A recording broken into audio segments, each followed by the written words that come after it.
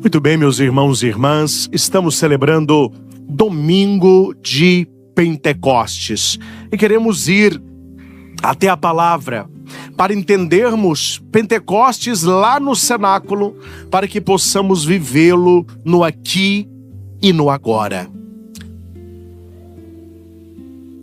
Inicio com a parábola, uma história, que é das crianças que farão a primeira comunhão. Uma história muito simples, mas que ilustra muito bem a não manifestação do Espírito Santo na vida de muitas pessoas. Nós celebramos a solenidade de Pentecostes, mas não basta apenas o rito se o Espírito Santo ele não se manifesta na sua vida.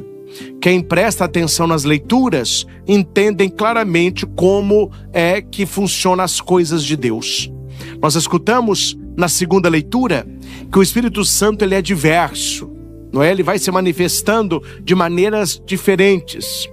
Raniero Cantalamessa tem um livro cardeal, chamado Canto do Espírito, onde ele vai dizer que o Espírito Santo ele não tem 7 dons. Ele é o grande dom do Pai.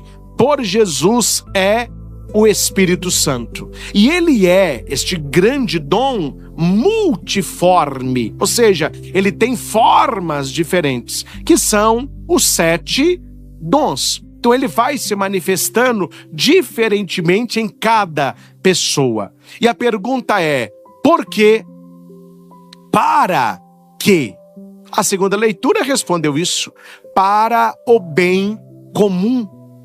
O Espírito Santo, guarde isso, ele não é dado de maneira particular e pessoal, apenas para ser um chaveirinho, para você ter o Espírito Santo e falar, eu tenho o Espírito Santo. Não. O Espírito Santo, ele é concedido à igreja. Pentecostes é o nascimento da igreja. E nós somos depositários do Espírito Santo enquanto igreja. Porque o Espírito Santo, quando desce sobre os apóstolos, quem eram os apóstolos? A igreja ali reunida. Então, quando nós temos o testemunho de Jesus Cristo, o anúncio das maravilhas e a edificação do corpo místico de Cristo, que é a igreja, o Espírito Santo ele vai agindo em nós. Repito, a segunda leitura diz de maneira clara, o Espírito Santo é dado para o bem comum, é para o bem da igreja. Então o Espírito Santo que está em nós não é um presente pessoal, não é um chaveirinho, não é uma lembrança. É o próprio Deus que vai nos agir para buscarmos as coisas do alto e para sermos nesta terra testemunhas de Jesus Cristo, anunciando as maravilhas de Deus. A historinha que eu me referia é uma criança que estava muito inquieta porque ela morava num apartamento. A história vai até brincar dizendo que era um apertamento. Era um lugar tão pequenininho que não tinha onde a criança brincar. O pai foi trabalhando, conseguiu subir na empresa e ele então comprou uma casa de campo, uma bela casa. E o melhor, tinha quintal, tinha jardim, o menino podia brincar à vontade. Primeira coisa que o pai comprou para o menino foi uma bicicleta. A família estava em festa. Eles mudaram no tempo do verão, muito sol, não tinha chuva. Atrás da casa tinha uma grande mangueira, um pé de manga, que a sombra se estendia na metade da casa, que era de telha. À tarde tinha sombra, então a casa era fresca. Na frente batia o sol da manhã, tudo perfeito. A antiga moradora contou para o dono desta nova casa alguns segredos daquele lugar.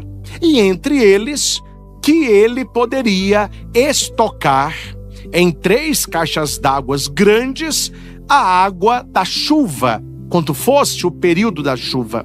Então, encha primeiro a caixa, a primeira enche, cai na segunda, cai na terceira, das 3 cheias, a água cairia para um pequeno açude que tinha entre duas casas. Era ali um pequeno lago. Ele ficou todo feliz e diz para a mulher: se nós conseguirmos no tempo da chuva enchermos essas 3 caixas d'água desse tamanho, nós temos água aqui para quase 6 meses. Eram caixas grandes. Tudo bem, até aí nada demais. O problema é que a mulher não contou para o homem que quando estivesse perto o tempo da chuva, ele deveria contratar alguém, ou ele mesmo, subir no telhado, tirar as folhas, limpar as calhas e deixar tudo preparado para quando as águas chegassem. Isso ela não falou e ele não fez. Veio o tempo de chuva, águas torrenciais, e ele falava com a mulher: nossa, que toró, chove mesmo, que nós temos que encher 3 caixas. E choveu uma semana, aí parou um pouquinho, depois choveu mais. A hora que a chuva foi diminuindo, ele falou: agora é hora de aproveitar água de graça. A hora que ele foi na 3ª caixa, vazia, não tinha uma gota de água. Falou: mas que estranho. Ele abriu a 2ª, vazia. Quando ele abriu a 1ª, tinha apenas poucos dedos de água no fundo. Ele disse: a mulher mentiu? Não encheu de água? Essa chuva toda que caiu, essa água foi para onde? E ele liga, tirando satisfação com a mulher: olha, você me enganou. Essas 3 caixas d'água gigantes aqui, não encheu nenhuma. Aí a mulher disse para ele: mas você limpou a calha? Ele perguntou: mas tinha que limpar? Tudo entupido de folha. Meus irmãos, essa historinha, quando se conta na primeira catequese, na primeira comunhão, o que a gente conta para as crianças? Que esta chuva torrencial, esta água que vem do céu e que vai cair sobre todos nós, é o Espírito Santo. Ontem nós celebramos a missa de vigília.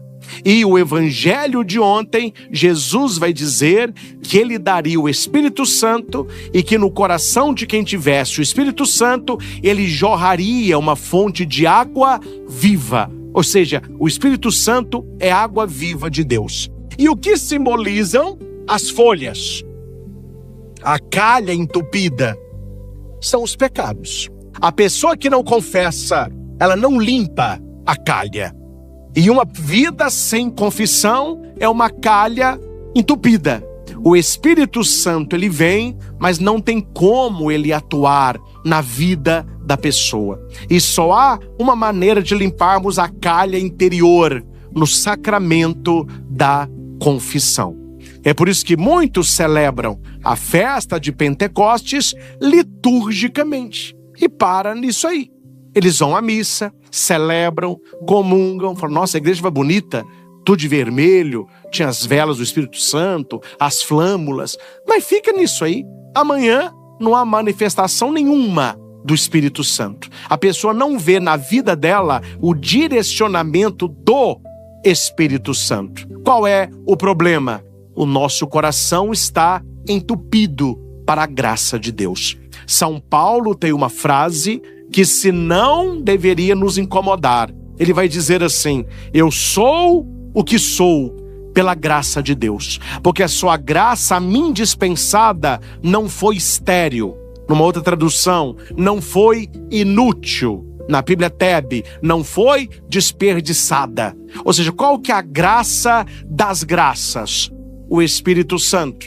Mas se você não está preparado para o Espírito Santo, como é que você vai experienciar na sua vida esse Deus que habita em nós no batismo, no Santo Crisma, e que na vida de muitos é como se fosse um presente guardado? É o que disse Santa Teresinha: o doce hóspede desconhecido da nossa alma. Nós temos o Espírito Santo, todos temos o Espírito Santo, mas ele se manifesta à medida que você segue o ABCD do Espírito. Qual é o A? Abertura. Temos que abrir o nosso coração ao Espírito Santo. Letra B, busca constante. Devemos buscá-lo não apenas no dia de Pentecostes, mas invocá-lo todos os dias. Letra C, centralidade. O Espírito Santo, ele tem que ser o centro da nossa vida, o centro do nosso dia. Pedir sempre ao Espírito Santo o direcionamento. Eu quero comprar um terreno, peço ao Espírito Santo. Para aqui? É esse terreno? Eu quero trabalhar em tal lugar. Ó Divino Espírito, ilumina. Se for aqui, abra as portas para mim. Se não for, me dê docilidade. Aí já vai a letra D. Docilidade. A pessoa dócil, ela segue o Espírito Santo. Aconteceu o que você queria? Glória a Deus. Não aconteceu o que você queria? Glória a Deus. Deus sabe mais do que você. Vai começar um namoro? Coloque esse rapaz, coloque esta moça para o Espírito Santo e peça: olha, se for para eu acrescentar na vida dela, se for para ela acrescentar na minha, se for para termos um caminho abençoado, que aconteça. Se vai ter pepino na vida, sofrimento, não deixa nem começar. A gente não reza assim. A gente não reza assim. O Espírito Santo, ele vai nos direcionando, mas nós precisamos ser dóceis ao Espírito. E a letra E é a esperança. Enquanto o Espírito Santo faz o que é dele, nós fazemos o que é nosso. A palavra esperança não vem do verbo esperar, vem do verbo esperançar, que é: eu faço o que posso, na certeza de que Deus fará o que eu não posso. No Catecismo da Igreja Católica, no capítulo 3 da Profissão de Fé, é o creio no Espírito Santo. É claro que não dá aqui para eu estudar com vocês o catecismo todo, né, da parte do Espírito. Mas no parágrafo 683 vai dizer assim, atenção: ninguém pode dizer Jesus Cristo é o Senhor a não ser no Espírito Santo. Deus enviou aos nossos corações o Espírito do seu Filho, que clama Abba, Pai.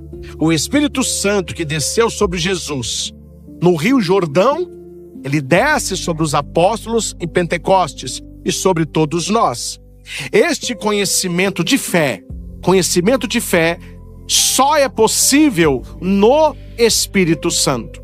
Para estar em contato com Cristo, é preciso primeiro ter sido tocado pelo Espírito Santo. Olha o que o Catecismo me fala: a experiência do Espírito precede a experiência de Jesus Cristo. Numa teologia mais rebuscada, a pneumatologia precede a cristologia. É por isso que muitas pessoas ainda não têm a intimidade com Jesus Cristo.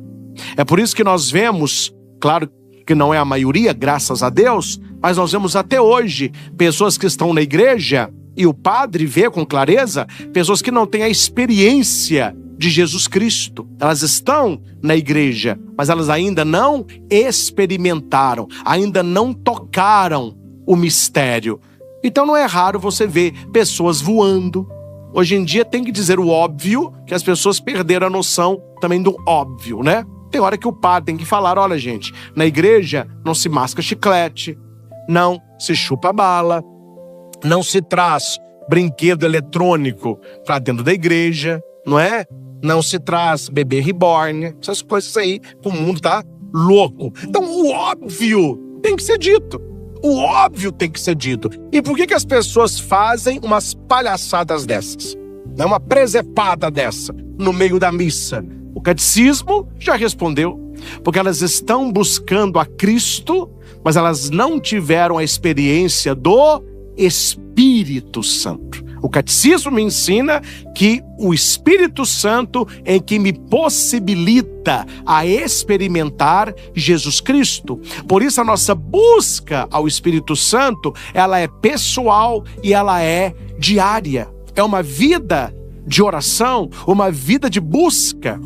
Aqui, meus irmãos, não é colocando carapuça em nenhum de vocês. Quem sou eu para isso? Mas é como padre educando-os como que a nossa fé, muitas vezes, ela é medíocre. Como que a nossa fé é pequena e elevada de qualquer jeito.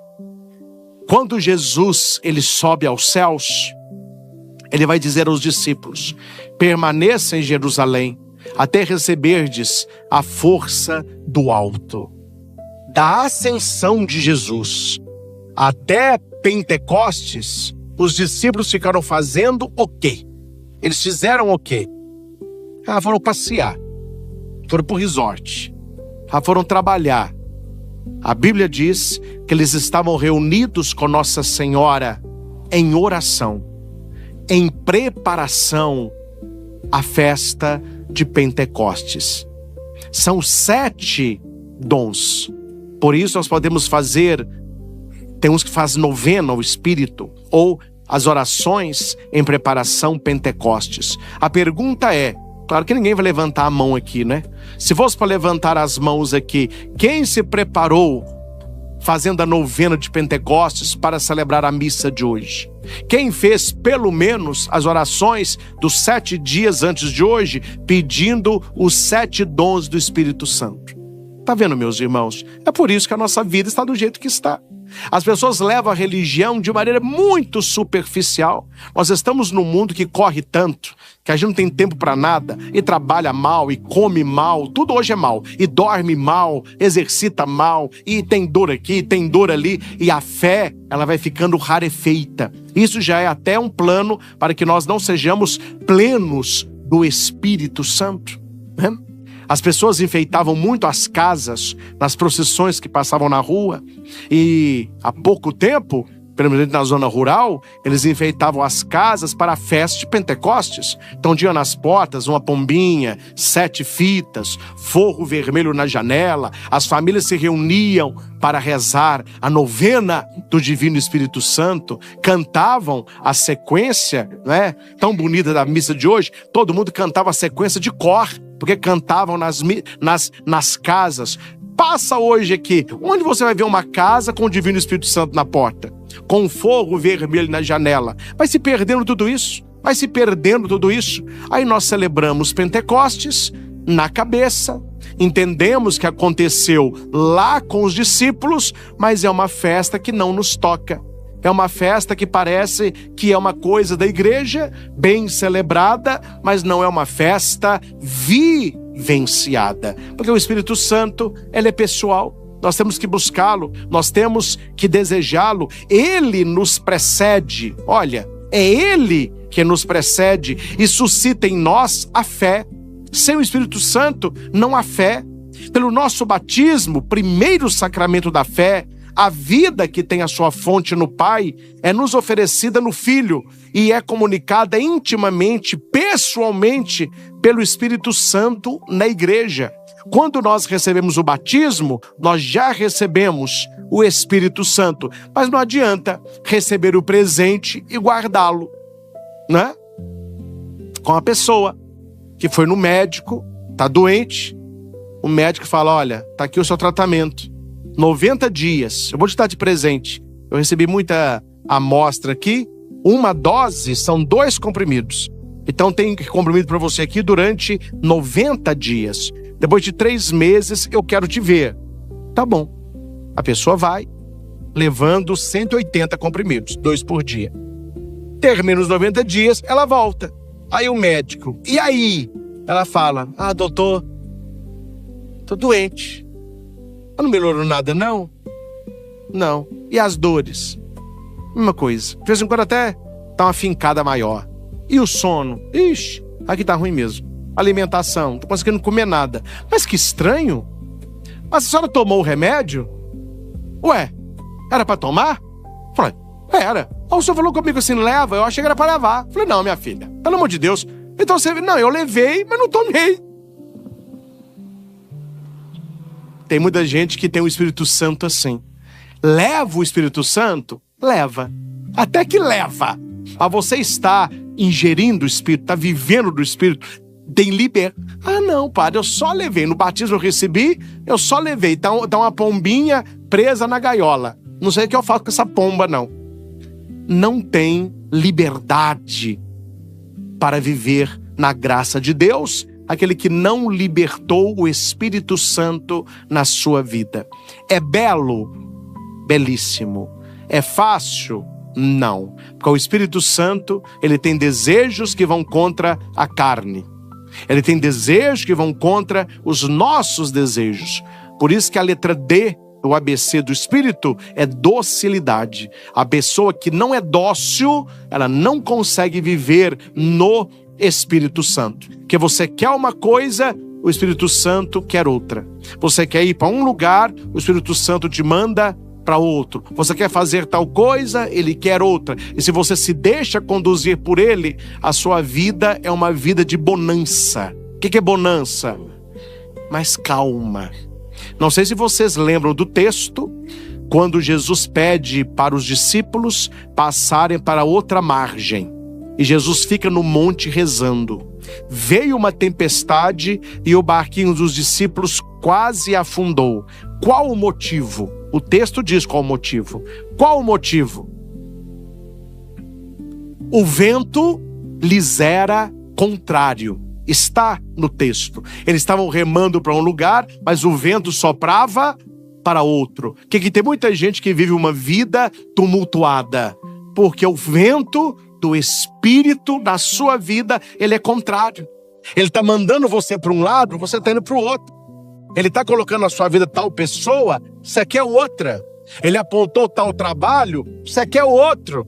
Ele apontou qual é a casa, você quer outra. Nunca você está na mesma toada do Espírito Santo. Você não está indo na direção do vento do Espírito Santo. Jesus, quando ele conversava com Nicodemos de madrugada, Nicodemos era um homem muito bom. Olha, meus irmãos, cuidado. O mundo de hoje está pervertendo os conceitos e a gente não está vendo. O que na cabeça de muita gente vale hoje? Ser bom. Ah, mas se eu sou bom, tá valendo. Ah, eu sou bom, padre. Mas Jesus vai dizer para Nicodemos, não basta ser bom. Você é bom, mas uma coisa te falta. O que é que me falta? Nascer de novo. Ele vai dizer, mas como que eu vou nascer de novo? Eu vou entrar no útero da minha mãe? Não.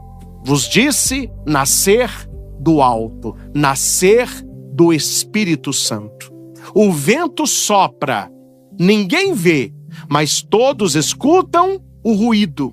Ninguém sabe de onde veio, nem para onde vai. Assim é todo aquele que nascer do Espírito. Não basta ser bom se não se tem o Espírito Santo. Não basta fazer o bem se não se tem o Espírito Santo. O que a pessoa fala no fim da vida é mais importante do que ela falou na vida toda. O último discurso de Jesus é sobre o Espírito Santo. Nós ouvimos semana passada, na ascensão do Senhor, Jesus dizendo à sua igreja, não vos afasteis de Jerusalém, mas permanecei para receberdes o Espírito Santo. Jesus não falou no final da sua vida, olha, seja bom que está valendo. Ou o que vale é ser feliz. Se vocês estão felizes, Papai do Céu está alegre. O discurso não foi esse. O discurso foi, recebereis o Espírito Santo. O que Jesus, no seu último discurso, ele fala do Espírito? Porque sem o Espírito Santo, nada feito. Sem o Espírito Santo, nada feito. Tem até uma outra historinha bem simples, mas eu gosto de história porque a nossa mente, ela cai a ficha, né? O cara comprou um aparelho de som, mas daquele que tem tudo. Na época, era badalado, né? Tinha bandeja para 5 CDs, tinha entrada de USB, tinha caixa com luz piscando, tinha tudo, né? Até LP antigo tocava. Para quem gosta de voltar às tempo da brilhantina, né? Aí tinha tudo. Aí o cara ficou todo feliz. Ele falou assim, eu vou estrear na minha festa, era aniversário dele, a família deu pro cara, falou assim, eu vou estrear logo. Aí colocou o som na sala, com aquela fita vermelha, tem que falar que é presente, né? O pessoal chega, você ganhou isso aí, cara? Ganhei. É a família que me deu. Nossa, pronto. Na hora que o pessoal chegou, falou, agora vamos estrear o negócio. Aí, eu não sei se ele tinha ligado o som antes, né? Apertou lá o botãozinho de ligar o som, nada. A bandeja não abria, a caixa não tinha luz, não saía um som sequer. Eu falei, ó, põe pelo menos no rádio, vamos ver essa porcaria aí, toca pelo menos rádio. Colocou no rádio, meu filho, nem ruído. Ah, coloca um disco aí, coloca um LP. Pega aí do Hit. Tá bom, Hit? Antigo, hein? Põe o Hit aí pra gente. colocou o disco, pôs a agulha, meu filho, o disco não rodou nenhuma vez. Todo mundo, ih, que porcaria. Gente, um som caríssimo. As pessoas saíram falando, nossa, mas que porcaria. Depois de pintar o set, já estava no fim da festa, o menino, brincando, jogou a bola atrás do som.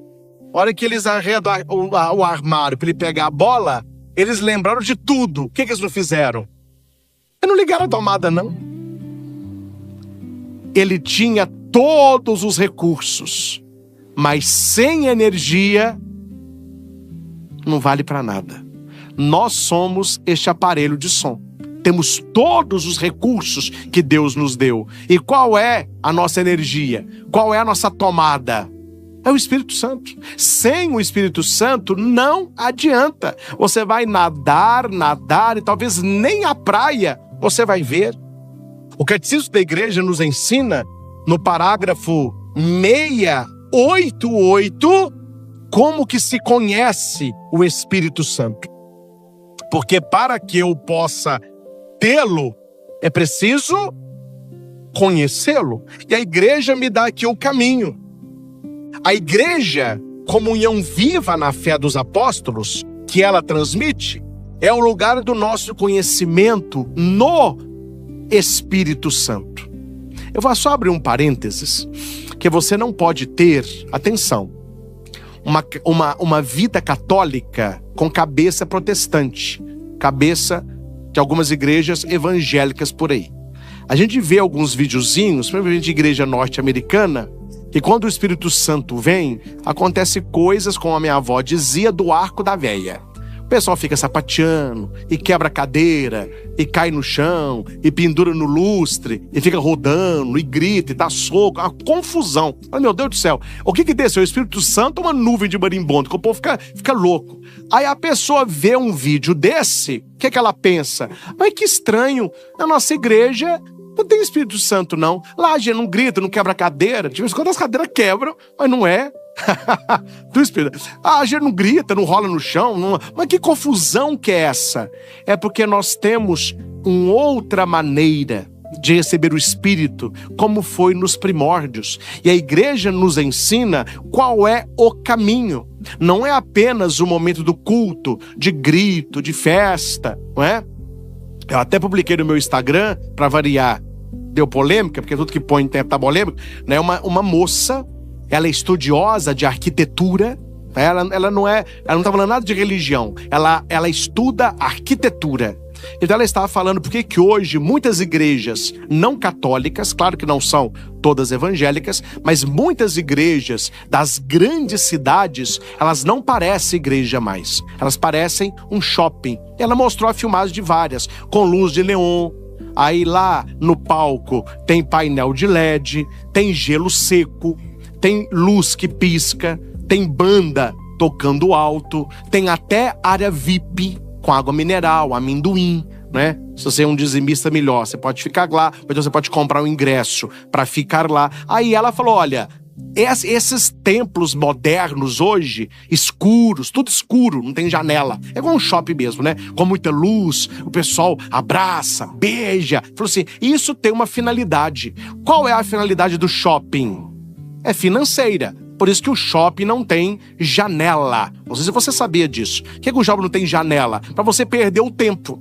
Você entra no shopping, se ficou de noite, se é de manhã, você não sabe que hora que é. O mundo pode estar caindo lá fora, um temporal. Lá dentro você nem sabe que choveu. A hora que você sai, uai, mas choveu? Ou seja, é para você ficar ali sem um contexto com o mundo real. Aí ela fala sobre isso. A arquitetura da igreja, que na nossa igreja, graças a Deus, nós temos essa arquitetura, uma arquitetura alta, né? As pessoas que vêm no santuário pela primeira vez, todo mundo aqui que trabalha no santuário sabe quem é visitante.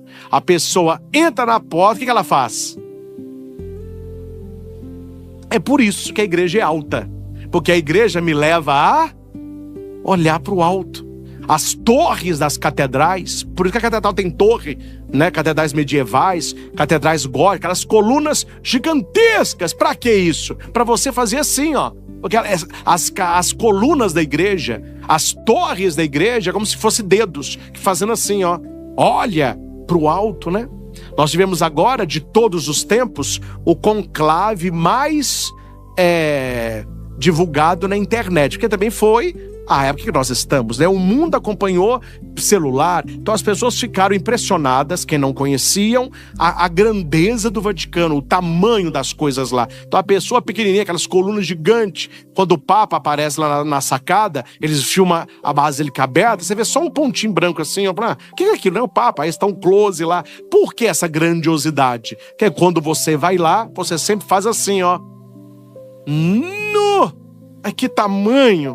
A igreja fala, se você está encantado com o tamanho da igreja, imagina o tamanho de Deus. Imagina a nossa pequenez perante a glória de Deus. É uma teologia diferente, não é? De nos levar para o alto, para o excelso. Então nós, meus irmãos, temos uma fé católica, apostólica, romana, e o Espírito Santo que está na igreja há 2000 anos, ele é nos dado de maneira simples, para a nossa vida ser uma vida mais santa, uma vida segundo o Evangelho.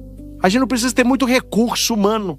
Aqui Jesus falou, você que é mau, dá coisa boa para o seu filho, peça o Espírito Santo e Deus lhe dará. Então veja o caminho aqui, o lugar do conhecimento do Espírito. Padre, como que eu conheço o Espírito Santo para recebê-lo? Primeiro, na Escritura. Tem que conhecer a palavra de Deus, tem que saber o Espírito Santo que paira. O Espírito Santo paira sobre as águas, lá em Gênesis. O Espírito Santo paira sobre a tenda onde está Moisés. O Espírito Santo paira no alto do Monte Tabor, a sombra, o fogo. O Espírito Santo paira sobre Maria, a cobre com o manto. Paira sobre Jesus no Jordão. Paira agora sobre Pentecostes, não é? Ele paira sobre nós. Quando você entende, o Espírito Santo é aquele que paira, ele me cobre com a sua sombra, ele é o próprio Deus em mim. Você entende como que o Espírito Santo age. Na tradição da qual os padres da igreja são as testemunhas sempre atuais, a Igreja Católica é baseada também na sagrada tradição, que é o ensino oral de tudo aquilo que aconteceu com Jesus. João mesmo vai dizer que a Bíblia não contém tudo. Ele vai dizer, olha, se fosse escrever tudo que Jesus fez, falou e tudo que ele nos deixou, não haveria livros no mundo que caberia. Eu escrevi isso aqui para que você lendo creia. A Bíblia está falando que ela não tem tudo. E tem gente que insiste, como foi Lutero, não é? Não, é só a Escritura. A Escritura ela é suficiente. A Bíblia está falando, né, que nem tudo está ali. No magistério da igreja, ao qual ele assiste, o magistério da igreja, né, o clero católico. Veja, meus irmãos, claro que a gente não fala assim para não ficar cutucando onça com vara curta, né? Mas a mídia mundial ficou com cara de tacho nesse conclave. Só que eles não falam, não é?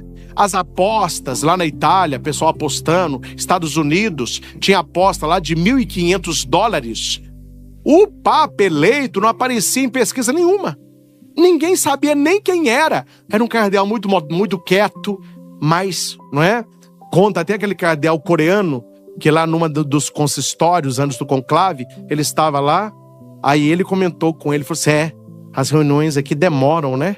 Ele falou assim, e pelo jeito vai demorar ainda mais. Isso aqui é um doce? Ele falou assim, você tem bala aí? Eu falei, tem, eu sempre trago os doces, porque as reuniões começam e nunca tem. Ele falou, não, me dá um docinho. Aí perguntou pra ele, você? Ele falou assim, eu sou o cardeal tal. Quer dizer, nem os cardeais todos sabiam quem era. E todo mundo esperando uns dos badalados.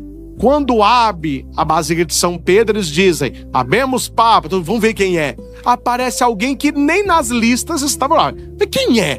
Muita gente não sabia nem quem era, mas quem é? Por quê? Porque quem conduz não é mídia, né? Há um ditado europeu que diz, quem entra Papa sai cardeal. Conclave, entrou Papa, sai cardeal. E aquele que ninguém esperava. Aí apareceram alguns vídeos dele. E um me tocou de maneira muito especial. Ele, como cardeal, tinha na Basílica de São Pedro de manhã as chamadas missas privativas. Eram missas nas catacumbas ou em capelas laterais, onde não tinha o povo. E durante todo o período do conclave, eles filmando outras coisas, Em vários vídeos apareceu ele passando de batina vermelha atrás, ou seja, ele era um homem de missa diária, missa mais quieta, ninguém sabia quem era, ele entrava, celebrava, comungava, ia para o consistório, ou seja, onde que a gente conhece o Espírito Santo? Olhando a caminhada da igreja, porque se fosse pela igreja humana, na igreja tinha mais não, né? O Espírito Santo que vai levando, aqui vai dizer, na liturgia sacramental, o batismo é nos dado o Espírito Santo. Crisma, plenitude do Espírito Santo. A confissão é pelo Espírito Santo que eu me arrependo e recebo a absolvição. Na consagração, o padre diz, enviai, Senhor, o vosso Espírito. Aí a gente ajoelha, porque ali acontece a epiclésia, a invocação do Espírito Santo. Na ordenação do padre, é o Espírito Santo quem unge para a missão. No matrimônio católico, é o Espírito Santo que é o amor que une o homem com a mulher. Na unção dos enfermos, é o Espírito Santo que consola. Ou seja, o Espírito Santo ele está atuando na igreja de maneira discreta, como a brisa suave. Não é terremoto, não é fogo, não é furacão, é a brisa suave, não é? Conhecemos o Espírito Santo na vida de oração. Uma pessoa que não tem vida de oração, como que ela vai ter o Espírito Santo no coração? Nos carismas e nos ministérios da igreja. Gente, eu vejo o Espírito Santo com clareza nesses carismas. Você vê a própria missa. Claro que o padre, ele é o presidente da celebração. Mas se você prestar atenção, muita coisa está acontecendo para que uma missa seja celebrada. Quantas equipes estão trabalhando? Quantas pessoas trabalharam antes? Quanto já foi feito aqui atrás, numa salinha chamada sacristia, que você nem vê a preparação dos vasos, a contagem das hóstias. Uma equipe esteve aqui antes limpando o espaço, a outra equipe cuidando da iluminação, cuidando da transmissão, uma outra equipe litúrgica, olha as cores da igreja, o forro, qual é a temática a ser celebrada. O Ministério de Música ensaiou antes as músicas dessa celebração, tem um ali que olha o som, outros estão acolhendo quem chega, tem gente que limpou os banheiros antes de você vir para a igreja, outro cuidou do... Gente, é uma cada um com um dom, com um carisma. É o Espírito Santo que vai trabalhando. O corpo místico da igreja é o sinal visível de que o Espírito Santo ele vai distribuindo dons diversos, né?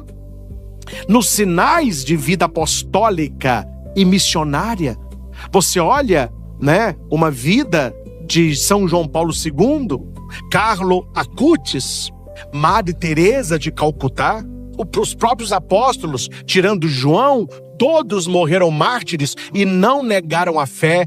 Há um poder sobrenatural nessas pessoas. Como que uma pessoa consegue fazer? Olha, gente, eu comprei agora, incentivado pela irmã Kelly, lá do Hesed. Pediu, eu queria que me desse presente, mas falou, não, só vai comprar. É a biografia de Santa Teresinha, uma que saiu nova agora, um calhamaço, que eles fizeram dentro do Hesed a casinha de Santa Teresinha, idêntica à casinha dela lá na França. Então tem a caminha dela, Nossa Senhora, tudo certo. Falou, ó, quando o senhor vier pro Hesed, traga pro senhor ficar lendo lá, pro senhor rezar. A última vez aqui, eu já fui lá, fiquei lá umas 3 horas lendo. Gente, uma moça, uma simplicidade, não é? Santa Teresinha, impressionante. Ela vai dizer assim, tem muita gente que é águia. Eu não, eu sou um pobre passarinho, né? O meu olhar é de águia, mas eu sou um passarinho sem valor. Santa Teresinha diz, há vasos que são colocados no alto, outro sem valor nenhum é colocado no chão, bocatinho comer. A madre é um vaso digno de honra, tá no alto. Por isso eu rezo por ela, porque se ela cair não sobra nada. Eu já estou no chão e só te peço que o gatinho não me quebre. Olha, é uma coisa tão simples que você fala, como que uma moça conseguiu ser santa como foi Teresinha, se não for no Espírito Santo? Aí você pega Teresinha de Jesus e você vai para Teresona, que é a Teresa d'Ávila, totalmente diferente. Uma mulher firme, austera, nervosa, cada um de um modo. Padre Pio, né? Está aí, todos conheceram o Padre Léo, né? Quem convive falou, o Padre Léo, na convivência com ele, fora das pregações, era um homem austero, nervoso, paciência zero, mas um homem usado por Deus com uma alegria extraordinária. Não é possível que a gente não vê o Espírito Santo agindo na igreja. Então, é outro sinal. E por último, a igreja coloca no testemunho de todos os santos que manifestam a sua santidade na obra da salvação. Meus irmãos, precisamos olhar para o cenáculo e aprender apenas 4 coisas. E com isso finalizo. Reze essas 4 coisas durante esta semana. Primeiro, eles estavam reunidos no mesmo lugar. O nosso lugar de reunião é a igreja. Aqui eu não estou humilhando ninguém, mas eu digo um coração cheio de verdade. Gente, quem é católico de verdade nunca deixará de ser. Não vou contar quem para não dar confusão.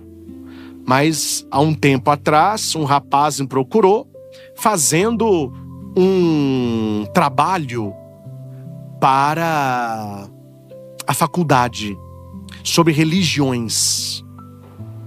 Aí ele me procurou com tanta pergunta. Eu notei que ele era muito cru, assim, não sabia nada de igreja. Aí eu respondi o que ele perguntou. Aí na outra semana ele liga para a secretária, eu quero falar com o padre de novo. Eu falei, mas de novo? Eu com a agenda lotada, querendo entender outras pessoas, é o mesmo cara. Padre, falou que tem mais perguntas. Eu falei, pode vir. Aí veio o cara com outras perguntas. Aí eu notei que nessas perguntas, algum protestante falou no ouvido dele. Era aquelas perguntas de protestante fazer. Ah, mas vocês adoram santos? Ah, por que padre não casa? Ah, por que fala que Pedro é o primeiro papa? Se não está na Bíblia isso. Eu falei, meu filho, vamos falar a coisa reta aqui. Eu não tenho tanto tempo para ficar assim, para a gente conversar aqui 1 hora, 1 hora e meia. Não é que eu não queira te atender, a minha vida é muito corrida. Eu vou te dar um presente. Aí eu peguei um catecismo da igreja de Cavamara e falou, toma de presente aqui, ó. Tudo que você quer está aqui. Leia o índice inicial, vá no final, tem palavras lá. Vamos supor, você quer saber sobre inferno. Vá lá na letra I, tá? Inferno. Tem um tanto de número na frente. Esses números é o parágrafo. Aí você vai no catecismo e leia. Ah, então tá bom. Eu falei, então estude isso aí. Na sua disciplina, você vai dar um show no seu trabalho. Porque na Bíblia e no catecismo está o resumo da nossa fé. E o rapaz, parece que ela queria estudar mesmo, ele foi e enfiou de cabeça no catecismo. Qual foi o final da história? Se converteu. Falou, padre, quem estuda isso aqui, entende isso aqui, não há como a pessoa não ser católica. Aí quando você escuta alguém, eu era católico e saí. Eu não vou mais. Pode saber, falei, que nunca foi tão assim não, né? Hoje em dia a gente tem os católicos perdidos que são do IBGE. O que é do IBGE? Padre, eu fui católico a vida toda, agora Jesus me chamou, eu fui para tal igreja. Aí não tem problema, se você foi para tal igreja, a vida é sua. Mas só me responda uma coisa, você rezava o terço? Não. Você confessava? Não. Você ia à missa todo domingo? Não. Você tinha vida de oração?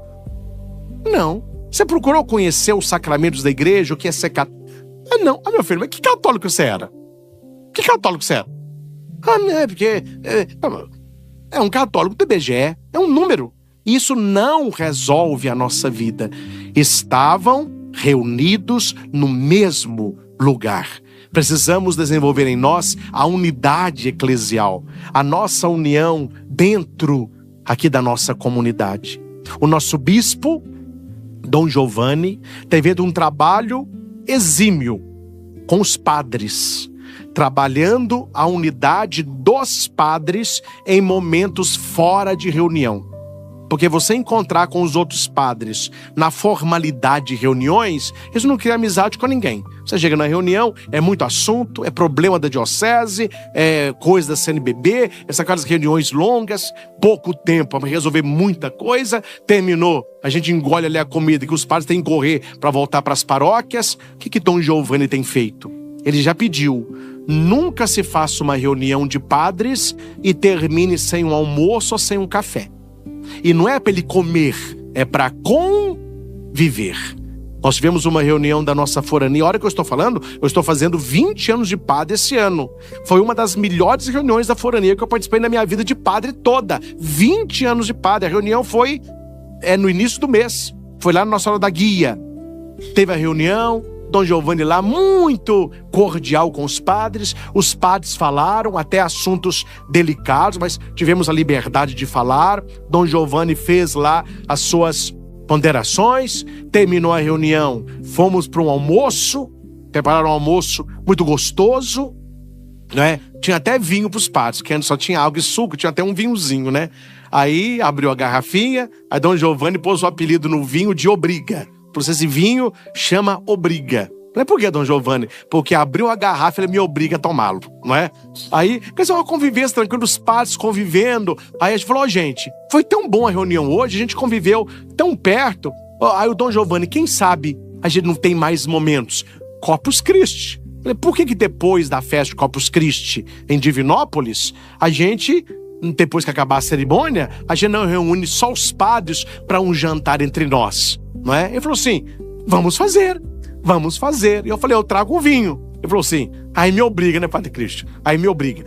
Ô, gente, a reunião é que cria intimidade, né? Eu vejo muito, melhorou muito, mas muitas brigas entre padres, coisa de inveja. Um padre faz uma coisa melhor, os outros começam a falar mal daquele. Um outro padre vai estudar, os outros descem a lenha no cuidado. Um padre é chamado a ser bispo, ele perde os amigos todos. Por que tem essa inveja toda? Porque nem sempre nós estamos reunidos no mesmo lugar. Pentecostes, você não vê eles discutindo qual de nós recebeu mais o Espírito Santo. Não, todos receberam o Espírito Santo. E cada um, meu filho, cada macaco no seu galho. Quem toma a palavra e faz o discurso é quem tem autoridade ali. E quem era?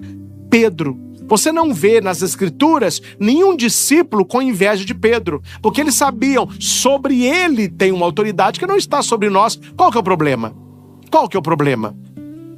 Né? A gente viu, não vou aqui entrar em meandros, porque hoje não pode falar nada, mas há pouco tempo, uma irmã de caridade, não muito católica, né? Porque as coisas que ela defende, tem nada de católica ali, mas uma irmãzinha, aí numa reunião, ela falou que se sente muito oprimida. Coitadinha, né? A geração do mimimi até tá usando um véu agora. Eu tô muito oprimida. Pessoal, por que a senhora tá oprimida, irmã? Porque a igreja está oprimindo as mulheres. Eu não tenho lugar de voz. Mas onde só queria ter lugar de voz? Na missa. Que é só homem que celebra a missa. Quando é que eu vou poder celebrar a missa? Quando é que eu vou poder, na homilia, falar com o padre? Discordo, eu quero pegar o microfone. Mas irmã, peraí.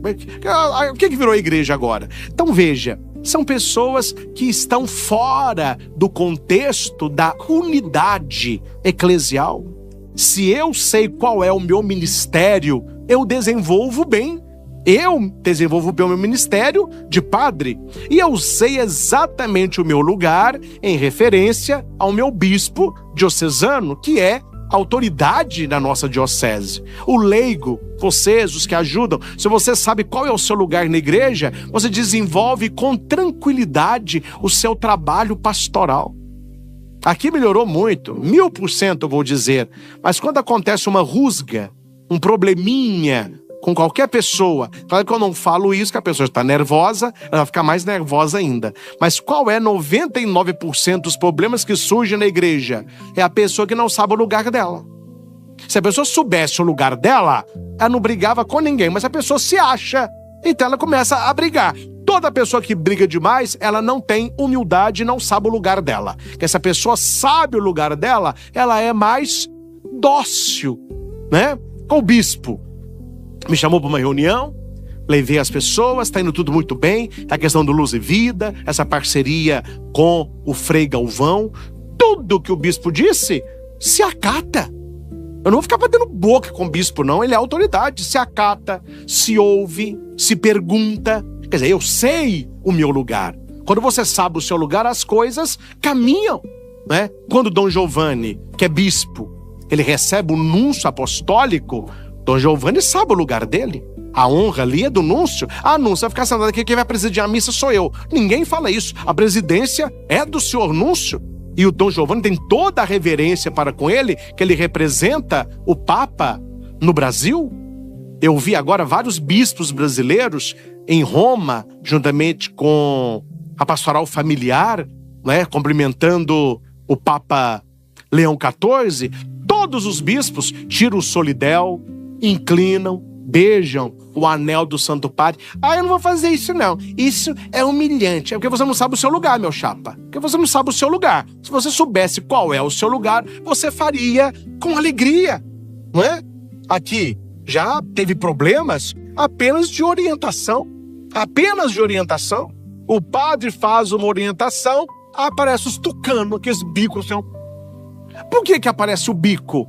Porque a pessoa não sabe o lugar dela, não.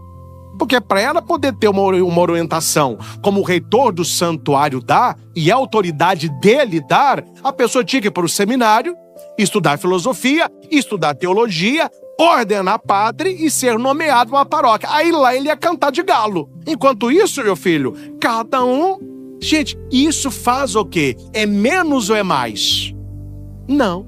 São ministérios diversos. A igreja, ela é diversa. Então, Pentecostes, eles estavam reunidos. Ainda bem, eu não sei se teve muita, mas eu não vejo muita inveja entre os 12 apóstolos. Porque Jesus é Jesus, né? Ele deu uma nos apóstolos, já conhece, né? Ele estava passeando. Qual de nós aqui é o maior? Jesus pegou eles, falou, o mundo é assim. Entre vocês pode ser assim não, viu? Não entra na do mundo, não. Entre vocês tem que ser diferente. O maior sirva a todos. Aí Jesus vai aparece para os discípulos. Tomé não estava. Aí na outra semana, Jesus aparece. Tomé, vem aqui. Toca. Eu não vi André falando. Se eu soubesse disso, eu não estava aqui. Você viu? Ele falou o nome de Tomé, não falou do meu. Tô carente. Vou chorar. Você não vê esses mimimi na palavra de Deus, pessoas bem resolvidas, cada um sabe o seu lugar. Era o momento de Tomé, né? Então, o Espírito Santo faz a igreja unida. Segundo, veio do céu um barulho, como uma forte ventania. O que o vento faz? Pega um vendaval, ele tira as coisas do lugar. Ele levanta poeira na rua, ele joga as cadeiras do santuário. Eu lembro quando a gente celebrava lá embaixo, a gente estava preparando a festa de Frei Galvão, colocou um tanto de tenda. Meu filho, foi um dia do trido. Veio um vento, as tendas tudo levantaram, cadeira voando. Ainda bem que isso foi 4 horas da tarde. À noite, estava tudo arrumado. Mas o vento, meu filho, ele entra, né? Quando o Papa João XXIII convocou o Concílio Vaticano II, o que ele disse? Ele fez uma comparação. Vamos abrir as janelas da igreja para que o vento entre e sopre essa poeira que aqui está. Ou seja, o vento ele faz isso na nossa vida. Não se trata de um sussurro, mas de um vento que move, que sacode, que nos tira do lugar. O Espírito Santo quer nos levar além. Quer nos levar além. Terceiro, apareceu línguas como de fogo. Por que língua? Comunicação. O testemunho da palavra. Por que de fogo? Porque purifica. Porque limpa. Porque aquece. Porque cauteriza. Hoje em dia, claro, nós temos remédios, a medicina está muito evoluída.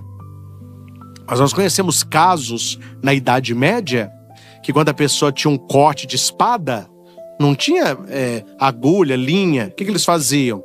Eles pegavam um ferro, esquentava no fogo e punha na ferida. O cara tinha até um toquinho para ele morrer. Gritava à vontade, mas cauterizava. Claro, a medicina hoje tem operações que o médico já vai cortando e já vai fogo. O Espírito Santo cauteriza as nossas feridas interiores, nos torna pessoas mais firmes na missão. E por último, todos ficaram cheios do Espírito Santo. Repita, todos. Todos. É todos. O Espírito Santo é para todos. E por fim, meus irmãos, preste atenção. Para que o Espírito Santo? Para 2 coisas principais. Uma está na ascensão de Jesus. A outra, na primeira leitura que nós escutamos. Primeira coisa que a gente precisa ter o Espírito Santo para testemunhar o que Deus faz na nossa vida. Testemunhar Jesus Cristo. Ele que disse: permanecer em Jerusalém até que recebam o Espírito Santo, para que sejais as minhas testemunhas. Quanto mais você está disposto a testemunhar Jesus Cristo, mais Espírito Santo Ele te concederá. Quanto mais você testemunha Jesus Cristo, testemunha o seu amor pela igreja, mais Espírito Santo irá transbordar em você.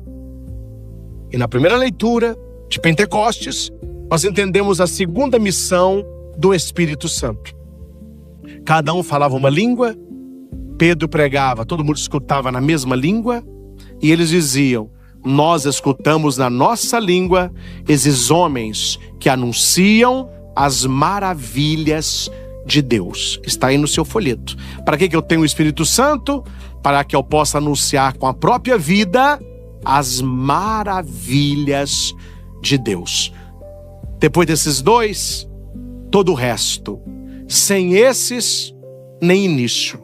Então procure testemunhar Jesus Cristo, procure contar as maravilhas de Deus, anunciar as maravilhas de Deus e clame o Espírito Santo todos os dias. É uma questão de costume.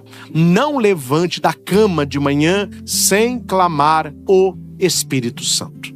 É a primeira coisa que se faz. Que você pode ser, meu filho, um aparelho de som com todos os recursos. Sem o Espírito Santo, o seu dia não vai dar em nada. É igual o dia de feriado, né? Eu falo que uma pessoa sem o Espírito Santo é a gente no dia de feriado. Feriado é amanhã. A gente pensa assim: amanhã eu vou arrebentar. Amanhã eu vou acordar cedo, fazer uma caminhada. Amanhã eu vou começar minha dieta, vou comer ovos. Quando eu chegar da caminhada, eu vou lavar a área. Terminou a área, vou fazer um almoço gostoso. Vou dar uma sonequinha de meia hora. Vou arrumar esse meu armário aqui que tá entulhado de coisa. À noite, nós vamos passear, comer uma coisinha para deitar mais cedo. Tá bom. Aí chega o feriado. Cadê a caminhada, meu filho? Cadê o ovo? A área toda composta. Você vai levantar 10 horas, 11 horas da manhã. O almoço sai 3 horas da tarde. O armário ficou para depois. À noite, nossa senhora, hoje não sei o que aconteceu, eu tô numa fraqueza. Não vamos sair não, vamos fazer uma coisa, vamos pedir. Passa o dia todo, o que a gente faz? Que coisa estranha. O dia passou, eu queria fazer muita coisa, e no final, o que eu fiz? Vocês vivem isso? Que eu vivo isso de vez em quando. Meu Deus, mas passou o dia todo, eu não fiz? É uma pessoa que está sem o Espírito Santo. A vida está passando. O que a gente está fazendo? Nada. Entra a semana, entra mês, passa o ano. Gente, olha pro padre aqui. Ou é só eu? Que mês que nós estamos? Eu lembro do Réveillon agora. Eu lembro janeiro agora. Eu não vi janeiro. Aí, olha, pra fazer muita coisa, não fez nada. Passou janeiro, né? Fevereiro... No março, hora que eu pisquei, eu falei assim: que dia de março que é hoje? Já é abril, padre. Falei: abril? É primeiro? Não, não é mentira não. Primeiro foi ontem, é 2. Falei: meu Deus, já estamos em abril. O maio já foi. A vida está... E se você não tiver o Espírito Santo, você pode até fazer muitas coisas no seu trabalho, mas você não fará nada na sua vida espiritual. E essa é a mais importante. Então, meus irmãos, tenhamos essa certeza. Quem coloca o Espírito Santo como algo muito difícil, das duas uma: ou a pessoa quer se achar melhor do que você, porque ela tem o Espírito e você não, ou ela não quer o seu bem, porque não há simplicidade maior que o Espírito Santo. Olha a frase de Jesus, tem frase mais simples que essa. Se alguém te pede um filho, se o seu filho te pede um pão, está para ele uma pedra? Claro que não, Jesus. Se o seu filho te pede um peixe, está para ele um escorpião? Claro que não, Jesus. Olha aí. vocês que são maus, sabem dar coisas boas aos vossos filhos, muito mais o meu Pai dará o Espírito Santo a quem pedir. Foi Jesus que disse. Se Jesus diz, o que eu entendo? O que eu tenho que fazer para ter o Espírito Santo? Pedir. Limpar a calha. E pedir. Que é quando vem, meu filho, a chuva torrencial, não importa a quantidade de água que cai. Importa o tanto que você está disposto a se molhar. Eu fui abençoar uma loja perto das antigas Americanas ali na rua Goiás. Quando estava lá dentro, caiu um toró. Aí ali perto fica o estacionamento da Patrícia. Patrícia saiu para buscar o carro, para eu já sair da loja e entrar no carro. Aí quando eu estava lá esperando, saiu uma pessoa que trabalhava nas Americanas. A pessoa saiu de galocha, com as botas de plástico, com uma capa de chuva que tampava até o pé, a cabeça, saiu com luvas de plástico e um guarda-chuva que cabia umas 15 pessoas. Falei, meu Deus, essa pessoa não vai ganhar uma gota de água nela, essa tá protegida mesmo. Ela saiu na Goiás, assim, eu não sei para onde ela foi. Não adianta Jesus mandar um temporal do Espírito Santo sobre a sua vida, se você está com calógia, capa de chuva, guarda-chuva. Ah, o Espírito Santo veio todo mundo, nem respingou em mim. Não respingou, né, meu filho? Como respinga aí? Nessa sua proteção aí, haja água para te molhar. Não seja um cristão taioba. Você conhece taioba? Conhece? Você já viu taioba? Na sua casa não, onde ela nasce, no sítio. Quem já viu sabe. Ela geralmente fica perto de água. E são folhas grandes assim, ó. Eu aprendi o que é taioba, porque uma vez eu colhi umas folhas e minha tia Alda, já estava fazendo a comida. Foi o meu avô que falou, quem trouxe essa folha aí? O Christian, taioba. Falou comigo, onde você pegou essa folha? Tal lugar. Não é taioba não, isso é veneno. Mas como o senhor sabe? Vem cá. Não sabia disso. A taioba tem folhas igual a taioba. Mas como que eu sei qual é a taioba? Ela tem um risquinho em volta da folha toda assim, ó. Contornando a folha. Essa é a taioba. A que não tem o risco é mato. Parece, mas não é. E a taioba, ela tem uma... Não sei se é alguma coisa, um pelinho, uma cerinha, não sei o quê. Quando chove e você vai no quintal, tá aquelas folhas enormes, cheias de gotas de água. Você chega perto da taioba e dá um tapinha nela, o que a água faz? Cai tudo. A taioba não se deixa molhar. O que é um cristão taioba? Vai à missa, mas sai seco. Não reza, não busca santidade, não clama o Espírito Santo. Então sejamos, meus irmãos, não católicos da festa de Pentecostes. Sejamos cristãos que vivem Pentecostes 365 dias por ano. O Espírito Santo está em nós. Basta que nós possamos dar a Ele liberdade para agir.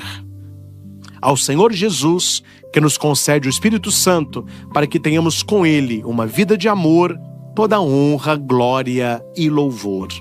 Louvado seja nosso Senhor Jesus Cristo, para sempre seja louvado.